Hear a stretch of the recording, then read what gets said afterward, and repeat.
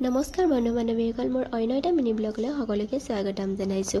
আপোনালোকে নিশ্চয় চিনি পাইছে টেঙামৰা, আৰু টেঙামৰা জেলি কেনেকৈনো বনাই মই আপোনালোকৰ লগত আজি শ্বেয়াৰ কৰিম। মই ঘৰত থাকোঁতেনে টেঙামৰা জেলি বনাইছিলোঁ, আৰু আজি ভাবিছোঁ আপোনালোকৰ লগত শ্বেয়াৰ কৰোঁ। আপোনালোকেও ঘৰতে টেঙামৰা জেলি বনাব পাৰিব।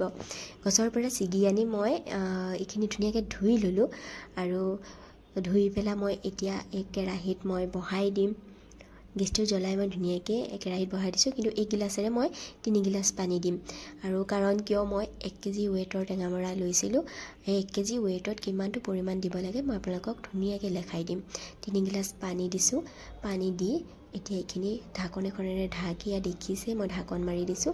উতলিবলৈ দিম আৰু ইয়াত ধুনীয়াকৈ লৰাই থাকিম। ইয়াৰ পৰা এটা গুটি ওলাব, সেই গুটিটো ওলাবলৈ দিম। চাওঁ আহকচোন, এয়া দেখিছেনে গুটিটো ওলাই গৈছে অলৰেডি। আৰু অলপ সময় পাছতে এইখিনি মই কাঢ়ি দিম, আৰু অকণমান উতলাব লাগিব, অকণমান ডাঠ হ'ব লাগিব। এয়া মোৰ হৈ গ'ল এইখিনি।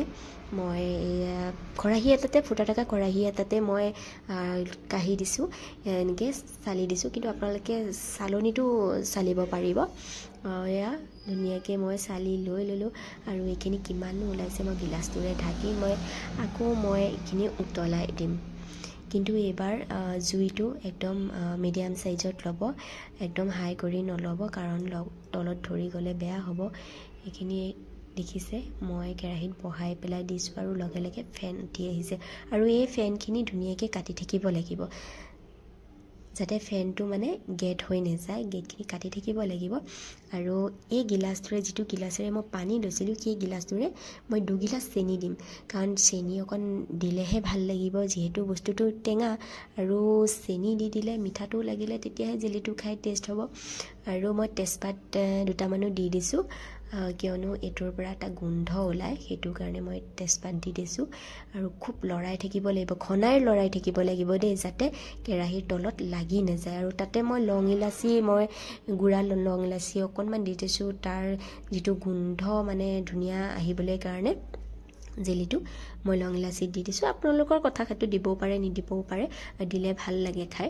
আৰু এইখিনি অলৰেডি ধুনীয়াকৈ উতলি পূৰা ডাঠ হৈ গৈছে। মই এতিয়া চেক কৰিম আহকচোন, কেনেকৈ চেক কৰে এইটো হৈছেনে নাই। বাতি এটাতে মই পানী অকণ লৈ এইটো এতিয়া ইয়াত দেখিছে আপোনালোকে হৈছেনে নাই চাম। এয়া হৈ গৈছে মোৰ অলৰেডি, আৰু 2-3 মিনিটমানৰ পাছতে মোৰ জেলি হৈ যাব। আৰু আপোনালোকে এনেকৈ ধুনীয়াকৈ বনাব পাৰিব। যিটো মোৰ অলৰেডি হৈ গৈছে, যিটো বাচনত আপোনালোকে থ'ব, চিচাৰৰ বৈয়ামত থ'ব, ইয়াক কিন্তু গৰমে থ'ব লাগিব দেই, তেতিয়াহে ভাল হয়। আৰু বেলেগত থৈ লৈ পেলাই আৰু বেলেগত বাকিম বুলি নথ'ব। এতিয়া অলৰেডি মোৰ হৈ গৈছে, এয়া দেখিছে মই এইটোতে মই ভৰাই দিলোঁ, আৰু এতিয়া অকণমান ঠাণ্ডা হ'ল যেনিবা। আৰু এয়া চাওকচোন, ঠাণ্ডা হ'লে কি ধুনীয়া হৈ যায়, খাবলৈ যে ইমান টেষ্টি। আপোনালোকে এপাক ট্ৰাই কৰি চাব দেই। আৰু কেনেকুৱা হৈছে কমেণ্টটো জনাব, আৰু লাইক এটা কৰিব নাপাহৰিব। আৰু পাৰে যদি শ্বেয়াৰ কৰি দিব, শ্বেয়াৰ কৰিলে বেলেগেও বনাব পাৰিব। আৰু আজিলৈ ইমানেই, বাই বাই।